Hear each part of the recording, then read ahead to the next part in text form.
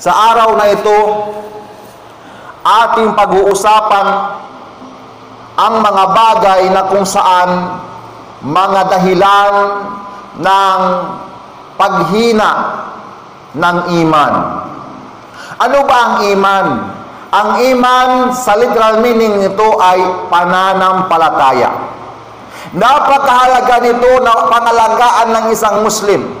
Obligado sa isang Muslim pangalagaan ang kanyang iman, ang kanyang pananampalataya, sapagkat mahal kong kapatid sa Islam, ang pananampalataya, pag ito ay naglaho sa puso mo, naglaho sa pagkatao mo, mahal kong kapatid sa Islam, ikaw ay mapapahamak sa mundong ito, higit sa kabilang buhay. Higit sa kabilang buhay. At ang iman, ang pananampalataya ay gabay ng Allah subhanahu wa ta'ala. Ipinagkakaloob ng Allah subhanahu wa ta'ala sa kanino man kanyang naisin. Ang iman, ang pananampalataya ay gabay mula kay Allah. Ipinagkakaloob niya ito sa kanino man kanyang naisin. At ang pagpapanatili nito, pangangalaga nito, mahal kong kapatid sa Islam, ang pagpapatibay nito at ang paghina nito ay nasa ating mga kamay, mga mahal kong kapatid sa Islam. Tayo mga Muslim, naniniwala tayo, al-iman yanqusu bil ma'siyah. Al-iman yanqusu bil ma'siyah wa yazidu bil ta'ah. Ang iman, ang ating pananampalataya kay Allah subhanahu wa ta'ala ay umaangat, tumataas sa pamamagitan ng ating pagsunod sa Kanya. At ang iman ay bumababa sa pamamagitan ng pagsuway natin kay Allah subhanahu wa ta'ala. Kaya ang Allah subhanahu wa ta'ala nagbigay ng mga rules, nagbigay ng mga pamamaraan na dapat nating sundin upang ating mapangalagaan ang ating pananampalataya. Ang ating mga ulama, ang ating mga scholars, ang ating mga pantas ay inipon nila. Inisa-isa nila ang mga bagay na kung saan dahilan ng paghina ng iman ng isang tao. Dahilan ng pagbagsak ng pananampalataya ng isang Muslim. Mahal kong kapatid sa Islam, pakinggan mo. Unang kadahilanan ng paghina, ng pagkawala ng iman, ng pananampalataya ng isang Muslim, al-ibtiadu al-ajwa'il imaniyah fitratan tawila wa hadha mad'u li dha'fil iman. Unang kadahilanan ng paghina ng iman ng isang Muslim ay ang ibtiad, ay ang paglayo. Paglayo niya mula sa mga silang mayroon pananampalataya. Tandaan niyo yan. Una sa kadahilanan ng pagkawala ng ating iman, unang sa kadahilanan kung bakit ang ating pananampalataya ay humihina, ay dahil sa ating pag-iwas, paglayo sa mga silang mananampalataya. Pag-iwas natin, paglayo natin sa mga kamusliman na mananampalataya. Halimbawa na lamang,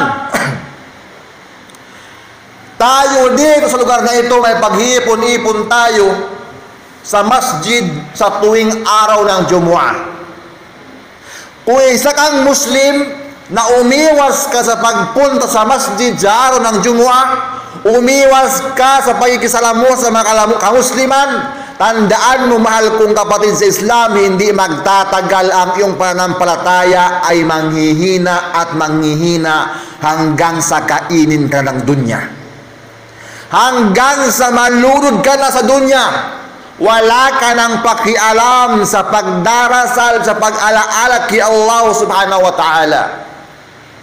Sapagkat ikaw ay lumayo sa mga silang may pananampalataya na mga taong makapagbigay sa iyo ng paalaala. Sa bawat lugar ng kamusliman ay mayroon lugar na kung saan pinag-iipon-ipunan nila.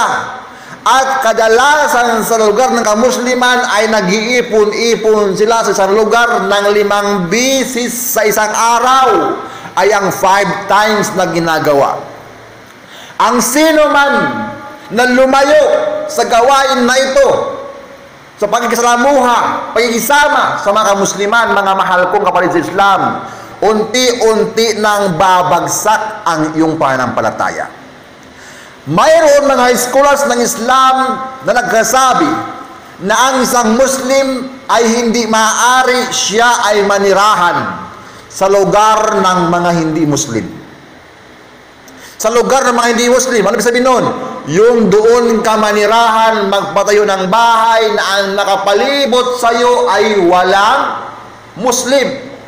Wala kayo napupunta na Muslim. Sapagkat bakit? Ang iniingatan ng Islam, mahal kong kapatid sa Islam, ay ang iyong pananampalataya.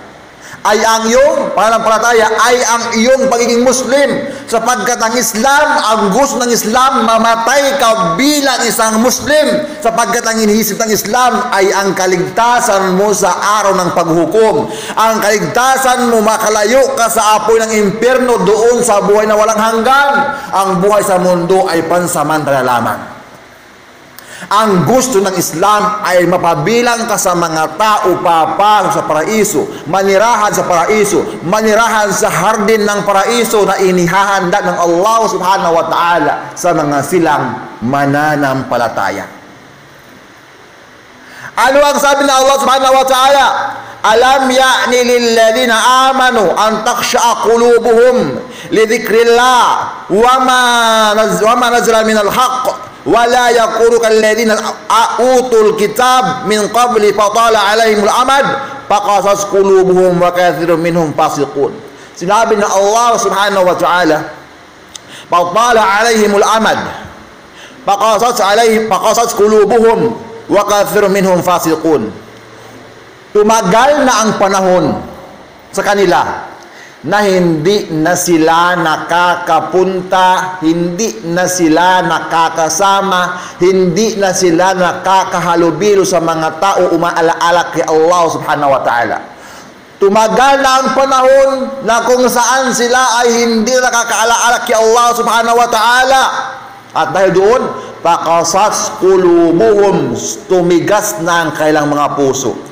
Ano ang ibig sabihin ng puso? Tumigas ang puso ay hindi na nila tatanggapin ng anuman paalaala hinggil sa Panginoong Diyos. Ito yung mga tao na sinabi ng Allah subhanahu wa ta'ala, wa kathirun minhum fasiqun. At dahil sa gawain na yun, paglayo na nila sa mga Musliman, naging marami sa kanila ay naging fasik. Anong fasik? Yung lumalampas na sa hangganan ibinigay ng Allah subhanahu wa ta'ala. Pangalawang kadahilanan, mahal kong kapatid sa Islam, ng pagbagsak ng iman ng isang Muslim, al-ibtiadu anil qudwatis salihah, ang paglayo sa mga silang matutuwid na Muslim. Ang isang Muslim pinapayuhan, makipagkaibigan, makisalamuha sa mga Muslim, kapwa niya Muslim, mayroong pananampalataya, mga matutuwid. Hindi ka pinapayuhan ng Islam makisalamuha sa mga Muslim na katulad mo mahina din ang iman. Binibigyan ka ng paalaala ng Islam na baka ikaw ay makuha din, babagsak din ang pananampalataya mo. Mahal kong kapatid sa Islam, ang Islam ay iniingganyo ang lahat ng kamusliman na makisalamuha, makipagkaibigan sa mga Muslim na may malakas ang pananampalataya upang kung sa ganun, sila ay makapagbigay paalaala sa iyo, mahal kong kapatid sa Islam. Pangatlo, wal wujud insan al muslim fi wasatil ya'izzu bil ma'asi. Ang isang Muslim na kung saan ang pagpaparoon niya sa gawain na kung saan magtutulak sa kanya sa paggawa ng maasiya. Isa sa mga kadahilanan ng pagbagsak ng iman ng isang Muslim ay ang paggawa ng maasiya. At ang Islam pinagbabawalan, hinihikayat ang lahat ng kamusliman na lumayo sa mga bagay na kung saan nagtutulak sa iyo na ikaw ay babagsak ang iyong pananampalataya kay Allah subhanahu wa ta'ala. Panglima, mahal kong kapatid Islam, al-igraqu bil ishtighali bid dunya. Ang panglima na naging dahilan ng pagbagsak ng iman ng pananampalataya ng isang Muslim ay ang pagkabisi sa makamundong bagay. Ang pagkabisi sa makamundong bagay. Yung bang oras ng sala, nandun ka pa rin, busy ka pa rin. Oras na naman ng sala, nandun ka pa rin na naman. Wala ka nang pakialam sa kung ano ang mga obligasyon ibinigay sa ng Allah subhanahu wa ta'ala. Hanggang sa kainin ka na ng dunya. Anong dunya? Yung makamundong bagay. Hanggang sa ikaw ay lamunin na, hanggang sa ikaw ay malunod na sa makamundong bagay na hindi ka na makaalaala kay Allah subhanahu wa ta'ala. Hilingin mo kay Allah subhanahu wa ta'ala, hilingin kay Allah subhanahu wa ta'ala, nawa hindi tayo abutan ng kamatayan sa ganung sitwasyon, sa bagay na kung saan tayo ay nalulunod na sa makamundong bagay. Nawa ibigay sa atin ng Allah ang kamatayan na kung saan nandoon tayo na umaalaala kay Allah subhanahu wa ta'ala, na ang ating mga puso ay punong-puno ng iman, mga mahal kong kapatid sa Islam. Pangpito dahilan ng pagbagsak ng iman ng isang Muslim, tulul amal. Anong tulul amal? Ibig sabihin ay ang puro pag-asa na lamang ang nasa isip mo. Umaasa ka na lamang sa makamundong bagay. Wala ka hanggang sa dumating ang panahon na dumating ang kamatayan sa iyo na umaasa ka pa rin sa makamundong bagay, nakalimutan mo na ang araw na ikaw ay babalik kay Allah subhanahu wa ta'ala. Nakalimutan mo na ang bagay na kung saan tatayo ka sa harapan ng Allah subhanahu wa ta'ala. Nakalimutan mo na ang libingan na kung saan lugar mo pagkatapos ng buhay mo sa mundo. Nakalimutan mo na ang bagay na kung saan tatanungin ka ng Allah subhanahu wa ta'ala sa kung ano ang pinaggagawa mo sa mundong ito. Pangwalo, mahal kong kapatid sa Islam, bilang panghuli, al-ifratu fil aql wal nawm wal sahar wal kalam wal ghilta. Ang pagsasayang, isa sa mga kadahilanan ng pagbagsak ng pananampalataya ay ang pagsasayang ng anuman biyaya ipinagkakaloob ng Allah sa iyo. Higit lalo ang pagkain. Ano pa? At pagpaparami ng tulog. Yung bang oras ng trabaho, ang Islam, iniingganyo ang kamusliman, pagdating ng oras ng fajar, magsala ng fajar. Umalaala muna kay Allah subhanahu wa ta'ala pagkatapos magtrabaho, pagdating ng alas 12, pagkatapos magpahinga, kung maaari makatulog siya doon sa oras na yon. At pagkatapos ng asar, at pagkatapos noon magsunod ng asar, at hanggang sa dumating ang gabi, doon siya muli matulog sa oras na kung saan nararapat ang oras. Ang pagtulog ng marami mga mahal kong kapatid sa Islam, ito ay nagiging dahilan ng pagtamad ng katawan. Pagtamad ng katawan, tamad ka ng tumayo, gumawa ng mga pagsamba kay Allah subhanahu wa ta'ala. Tamad ka na gumawa ng mga inobligasyon ng Allah subhanahu wa ta'ala para sa iyong pamilya. Kaya't iniinganyo ng Islam ang kamusliman na iwasan ang pagpaparami ng tulog. Ano pa? As-sahar. Anong sahar? Ang sahar, ito ay ang pagpupuyat. Ang Islam, iniinganyo ang kamusliman na huwag masyadong magpuyat, mga mahal kong kapatid sa Islam. O ang pagpupuyatan lamang na hindi makabuluhan. O ang pagpupuyat mo yung maging dahilan na hindi ka makapagsagawa ng salpajar. Ipinagbawal ng Islam ang pagpupuyat. Hindi ang makamusliman iniinganyo na gumawa ng pagsagawa ng pagpupuyat na ito, mga mahal kong kapatid sa Islam, sapagkat ang pagpupuyat, mga mahal kong kapatid sa Islam, nakasama sa dahilan ng pagbagsak ng pananampalataya. Nagiging dahilan ng pagbagsak ng pananampalataya ng isang Muslim. Ano pa? Wal kalam, at ang pagpaparami ng salita. Salita na walang kabuluhan. Ito ay pinapaiwas ang kamusliman, sapagkat ang bawat salita natin, mga mahal kong kapatid sa Islam, na salita walang kabuluhan, ito ay pananaguran natin sa harapan ng Allah subhanahu wa ta'ala. iniinggay niyo ang lahat ng kamusliman, anuman ang lumalabas sa bibig niya ay makabuluhan. Ang panghuli ay ang hilta. Anong hilta? Ito ay ang pakikipagsalamuha, pakikipagsama-sama, na ang pagkasama-samang ito ay hindi makabuluhan. Magsama-sama kayo ng wala lang. Ano ang meron? Ano bang pinag-usapan? Dumating sa punto, pinag-usapan pang buhay ng isang Muslim, so hindi maaari. Ang Islam, iniingganyo ang lahat magsama-sama sa pag-alaala kay Allah subhanahu wa ta'ala. Pag-alaala kay Allah subhanahu wa ta'ala ay ang pag-aaral, ay ang salah, ay ang pag-aaral sa masjid, mga bagay na kung saan maging dahilan ng pagpapalakas ng iyong pananampalataya.